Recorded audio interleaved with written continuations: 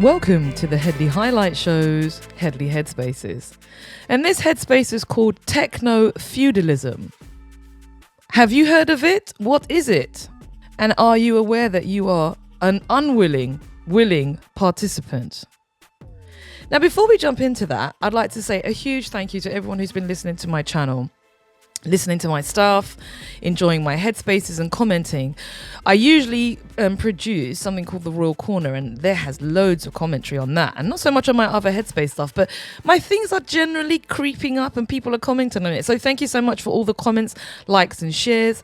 Please subscribe to the channel. I'm trying to get to 2,000 subscribers. I currently have 1,858, I think, and I'm aiming to get to 2,000. So if you can be a supporter in that direction, I'd most appreciate it. In addition to that, I would love you to also send a donation, because I am very partial to 3 wings and chips and a Miranda. So if you are able to do that, that'll be fabulous. Or you may wish to stretch to a bit of, half a Bitcoin, a whole Bitcoin. I'm more than happy to accept that, as I accept fiat as well as cryptocurrencies. So let's jump straight into the headspace. And as I said earlier, this headspace is called Techno Feudalism. Have you heard of that? Is it something you are aware of? And are you a willing/unwilling participant? Now, one of the lovely things I like about my show is that I get to learn new stuff all the time. And this is something that I've learned and I want to share it with you. I've heard it before, but I hadn't thought about it until I saw this article, which I'm also going to bring to you. So the term techno-feudalism basically means you are a peasant in a technocratic world where funds and profit is extracted from you. You have little to no choice and you have to participate, and you yourself, you are monetized with no benefit directly to yourself. That's basically what techno-feudalism is. And I'm going to give you an example in somebody else is explaining it in layman's terms, so it helps with understanding before we discuss it. So this is word I've been hearing everywhere lately, Techno Feudalism. It sounds dramatic, but once you get it, you're like, oh damn, we're really living in it. Basically, the idea is capitalism is dead. We don't really own anything anymore. Not our data, not our homes. Not even the stuff we buy. We rent it all from tech lords. The new kings, tech billionaires. The new land, platforms. And we're the peasants, feeding their algorithm, paying our monthly tributes just to exist in this system. And just like old school feudalism, there's no real competition. You don't choose Google or Amazon or Apple. They just are. You just work on their land, under their rules, and they extract the value. And you just keep paying them rent, and attention, and cash, and everything. I actually first heard the word when my short film Artificial got into the Workers Unite Film Festival. Their whole theme that year was techno-feudalism, and my film ended up winning Best Narrative. The story takes place in a near future where this system is in full force. What happens when everything's owned, tracked, and monetized, including you? So keep an eye out for Artificial. It drops soon, and if you're tired of this mess, trust me, this film is for you. So that creator was promoting his film, and it's called Artificial. And he explained techno-feudalism better than I could. But this idea has also been crystallized by a guy called Yanis Krakos. And I'm going to share with you his thoughts on it, because he also explains it. And I think that it's helpful to get different perspectives, not perspectives, but different explanations of the same thing. It helps us to solidify our own understanding. But essentially, the argument is that capitalism is dead.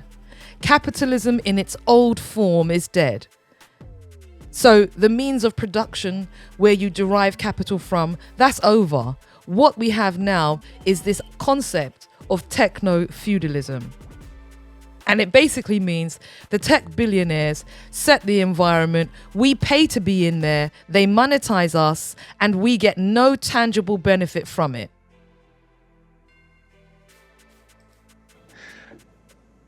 Ladies and gentlemen, as I like to say, welcome to Techno Feudalism. Let's begin with defining cloud capital, how it came into being, which you explain in the book, and what it is.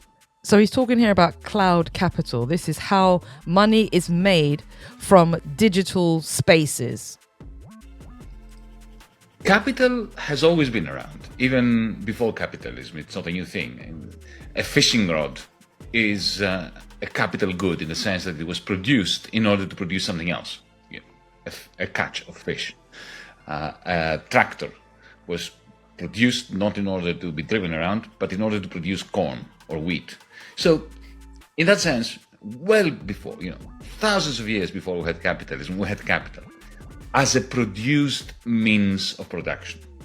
But what lives inside here, inside our phones, your mobile phone, in the cell towers, the server farms, the thousands of miles of optical fiber cables, data centers, what I call cloud capital, is a produced means, is an automated network made up of machinery, just like a railway network. It is a produced means of something different, of behavioral modification. So when you have Siri on your iPhone, or Google Assistant, or Amazon's Alexa, ChatGPT, essentially this is an interface between you and the cloud capital owned by these conglomerates, by Jeff Bezos, for instance, in the case of Alexa. And what happens there is quite magical and disturbingly novel, because essentially you're training the machine to know you, and you are training it as it gets to know you, to train you to get it to know you better. Like, when Amazon recommends books, it's usually spot on, or when Spotify recommends music. And, and we are gullible human beings, understandably, and it makes sense. If anyone gives you good recommendations, you start taking them seriously, you start trusting them. And then at some point it can impute desires and preferences into your mind, your heart.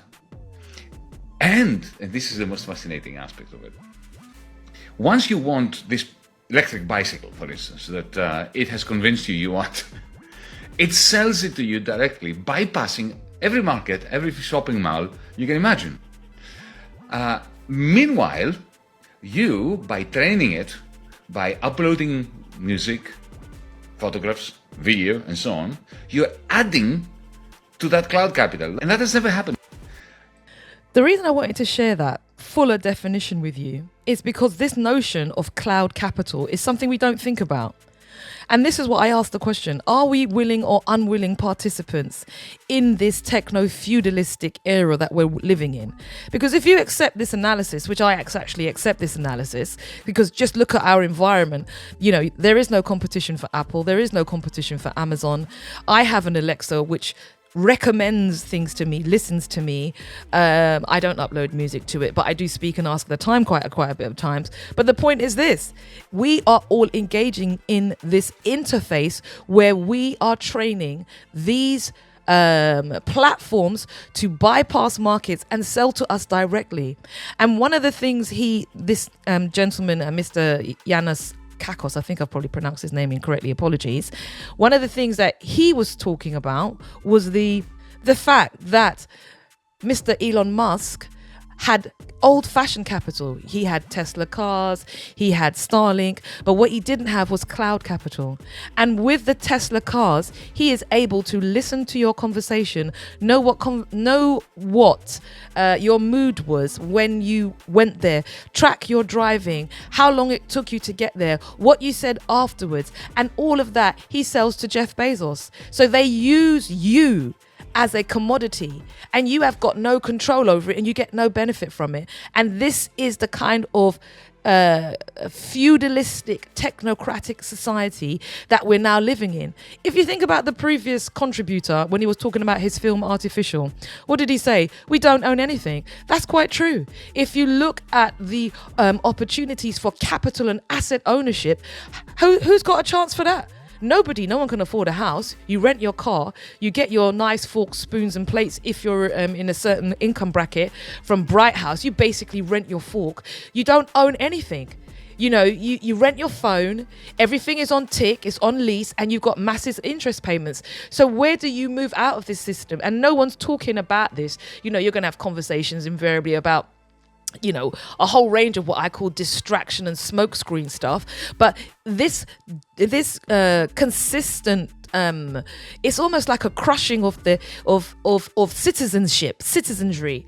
All of these things are part, in my view, of this advance towards a digital cloud-based capitalist system where you and we are the cattle on the farm. They harvest, eat and take without any regard for those people who are regrettably grazing on the land, because that's what it is. So let me give you another thought while we're on this subject.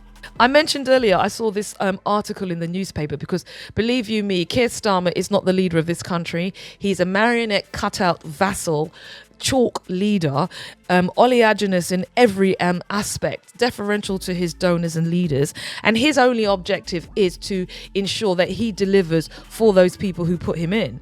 So, thinking of, if you accept that analysis, now think about this article I came across on the BBC website about the increased production of data centers.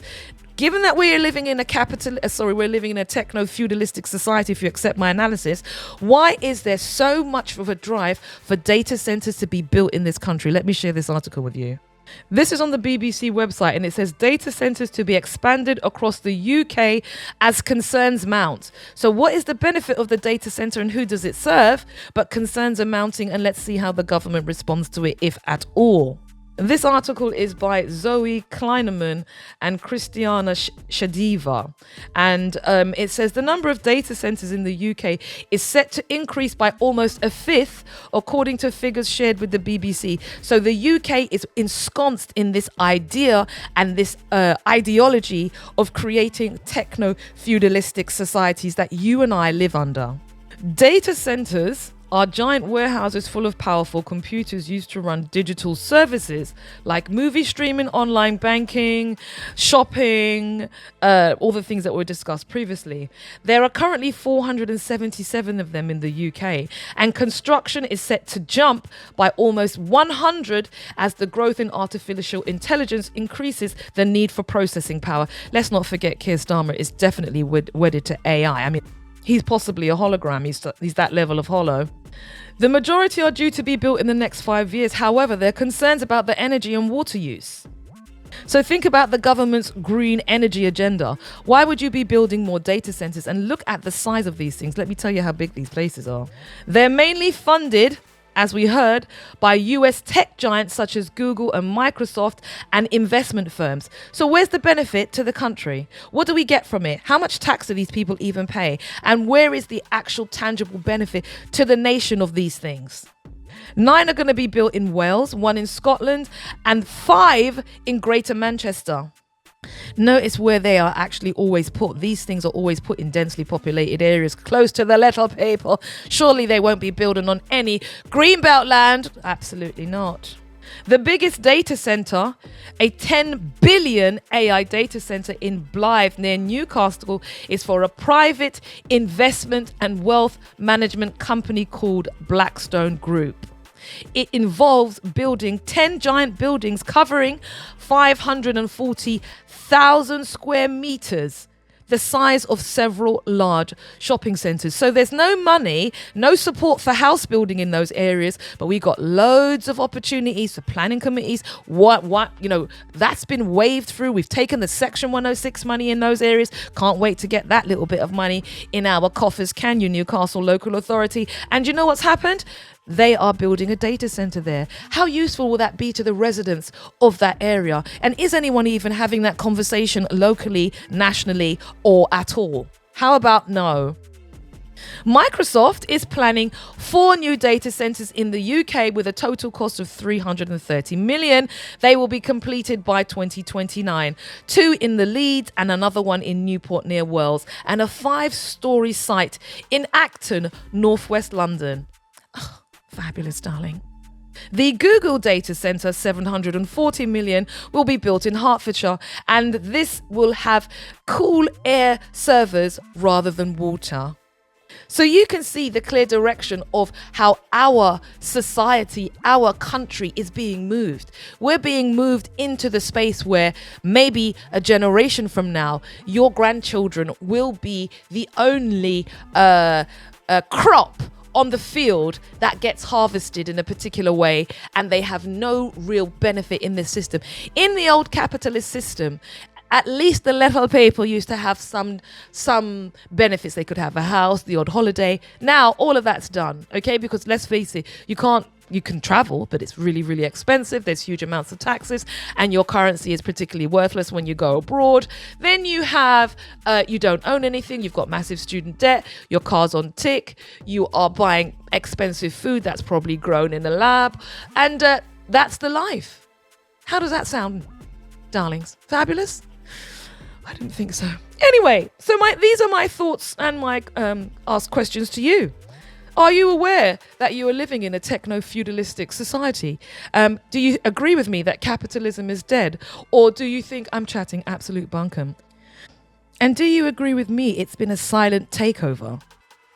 It happened so almost innocuously that we didn't even notice the change. We were sold the benefits of the mobile phone, all of that technology, all the while we were being sold.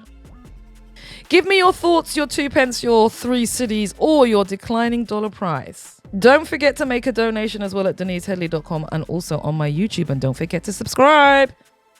See you next week, and thank you for your listening ear.